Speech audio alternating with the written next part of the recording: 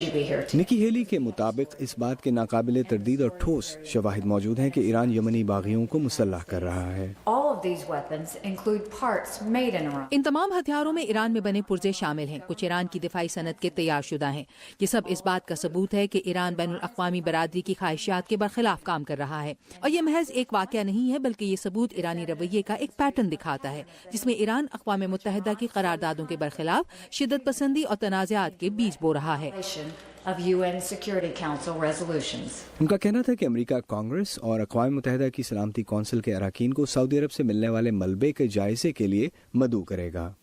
سعودی عرب کی سربراہی میں فوجی اتحاد تقریباً پچھلے 4 سالوں سے یمن میں ان ہوتھی باغیوں کے خلاف فضائی حملے کر رہا ہے جنہوں نے ملک کے صدر کو ان کے عہدے سے بے دخل کر دیا تھا۔ اس کے علاوہ اس اتحاد نے لمبے عرصے سے یمن کے ہوائی اڈوں اور بندرگاہوں کا محاصرہ کر رکھا ہے، جس سے لاکھوں بھوکے شہریوں اور بچوں کو امداد پہنچانے میں سخت مشکلات درپیش ہیں۔ اس کے باعث یمن میں بڑے پیمانے پر قحط کا خطرہ ہے۔ ایمبیسڈر نکی ہیلی نے اقوام متحدہ کے سیکرٹری جنرل کی اس رپورٹ کا بھی خیر مقدم کیا ہے جس میں ایران کی جانب سے سال 2015 کے جوہری معاہدے پر عمل درآمد کا جائزہ لیا گیا ہے۔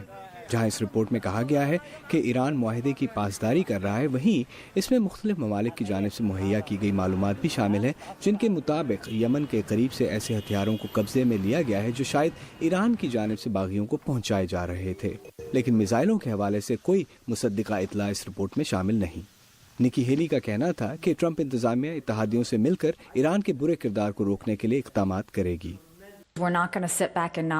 ہم خاموش نہیں بیٹھیں گے، ہم بین الاقوامی برادری کو بتائیں گے کہ یہ کس قسم کا خطرہ ہے۔ جواباً ایران کے وزیر خارجہ نے ٹویٹر پر امریکی الزامات کو مسترد کیا ہے، جبکہ اقوام متحدہ میں ایرانی مشن کی جانب سے ان الزامات کو بے بنیاد، غیر ذمہ دارانہ، اشتعال انگیز اور تباہ کن قرار دیا گیا ہے۔